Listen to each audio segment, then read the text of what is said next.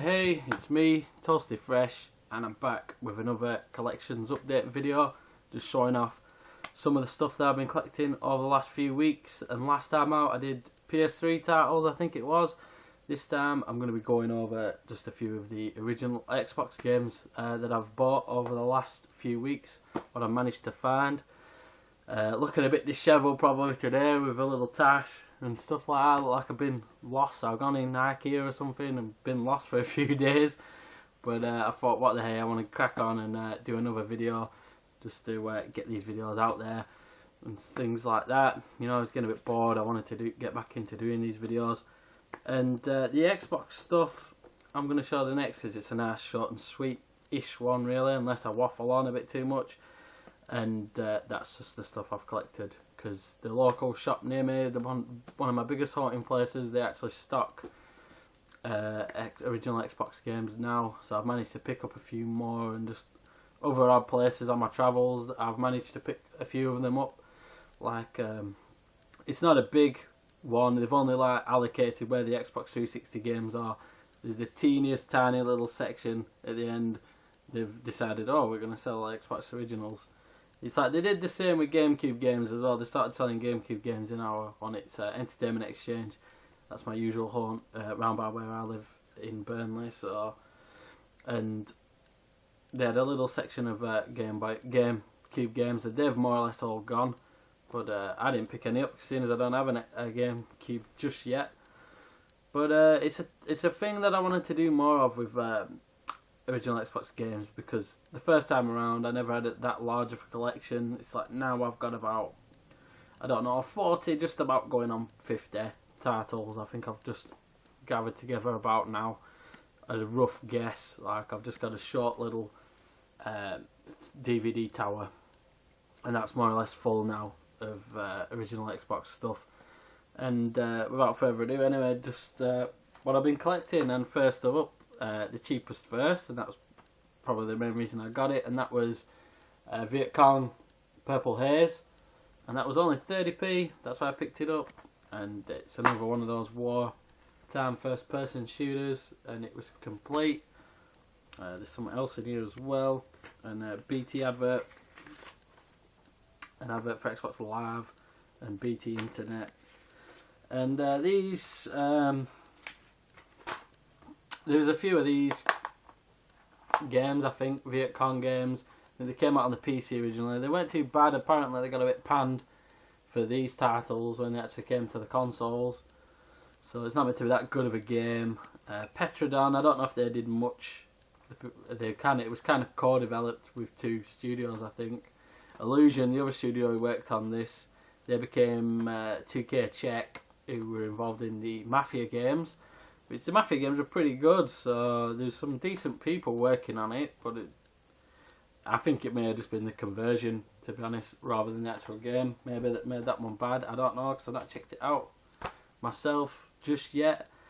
And another one I got, which is an original, this is an Xbox exclusive, and that's Nightcaster. And I got that because they're the only on Xbox thing, and that's what I like to get. So if you're going to get them for the console, that's the main thing that you should probably do, get the ones that you can only play on that console.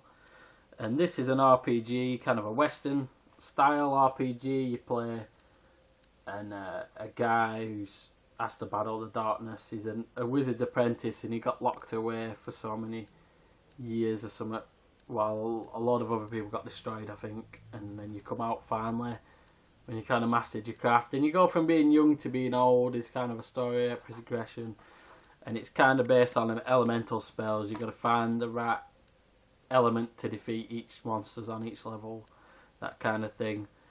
And it got so-so reviews. I've not played it myself yet, so I don't know, but it was one of them that wasn't terrible, but it wasn't brilliant. And it has a nice thick instruction booklet though, actually, and it's actually got one interesting thing as well, is it's got the an Xbox brochure, which this is the launch one, I think. All these games on this were games that came out at launch of the Xbox. Like there's the boat combat game, Bloodweight, which I've got that. Azuric, that's another one I've yet to pick up. Another game.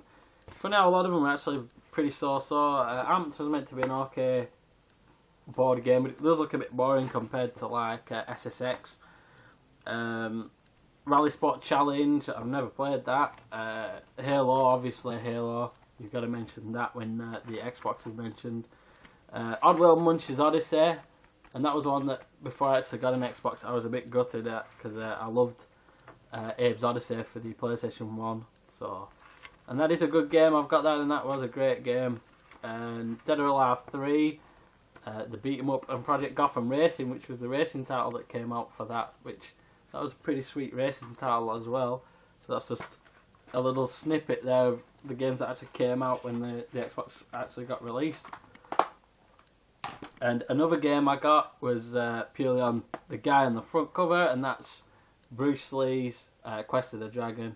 I'm big into my martial art films and Eastern cinema, so, and when you're looking at icons of that kind of those kind of movies, martial art movies, you know, there's not everybody knows Bruce Lee. You know, he's like kind of the poster boy of martial art, the martial art flick. And the game, again, it's another Xbox exclusive title, and again, it's meant to be, you know, it only cost me £1, but it's meant to be terrible of all accounts. I don't know, but it came complete. It was only £1. And it's got Bruce Lee on the front, so that was a selling point for me. Apparently, somebody said, I forgot what one of the quotes were when I looked up on these games, just to have a little, you know, kind of look. I don't really listen too much to reviews, but they said it was a blasphemy to the fighting genre, apparently. But it'd be fun to check that out. Maybe even I'll do a Let's Play of that or something at one point, have a bit of fun with that. If it is that terrible, might as well get my money's worth out of it. And another one I got, which is another character that I like, and I started reading the books on my Kindle actually as well, reading the stories, and that's Conan, because I love the films, especially the first one that was, you know, like that was ultra violent, you know, you had blood and all that. Like, they kind of toned it back in the second film, but this was a video game that came out, and that's complete. I don't know much about the people who made it. Cauldron, all I can kind of remember him being involved in was those big hunter games, them Cabela hunter games, which I've never played. I think I've got one for the Wii, but it didn't end up working, it wouldn't load up, so. And I don't know how good it is, because I can't remember trying this. I've tried the one that came out later on in 2007, which was not, it was pretty so-so, from what I remember, for the PlayStation 3 and Xbox 360, but I haven't tried this one, so I suppose I'll have to go out and try that. And another one I've got here is a big franchise, and that is Doom 3. I thought I'll pick that one up because, you know, id Software, you know, the Undisputed Kings, really, the first person shooter when they made the original Doom. And even though I wasn't part of, you know, on the ground floor for the big kind of craze that it started on the PC, I did have Doom for the PlayStation 1 in the big box thing, and I had absolutely tons of fun with it then. And similar games to that, like Duke Nukem, that came out for the PlayStation 1 as well, that got released for that. And this, you know, it was a pretty good game, really, and, you know, some of the graphics looked pretty good for the time. And it was actually probably at that time as well one of the scary, actually more atmospheric and scary first-person shooters. Actually, it was actually a full first-person shooter, not like a survival horror type thing.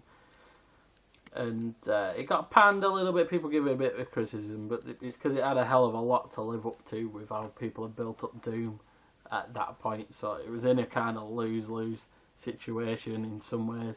But I think it was a solid enough game anyway, and it's definitely worth £1 if you can go out and get it for £1. It's definitely worth that. And another one, it's going into kind of a survival horror vibe here. I got a game called Cold Fear. That again was £1 from Cash Converters, and again it's complete.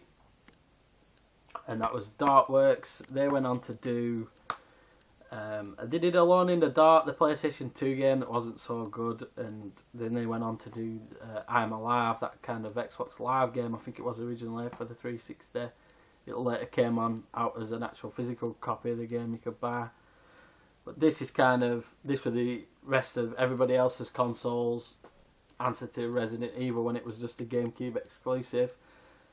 And I remember reading about it in the magazines and things like that, but I never actually went out and bought it because survival horror was never really something I was massively into.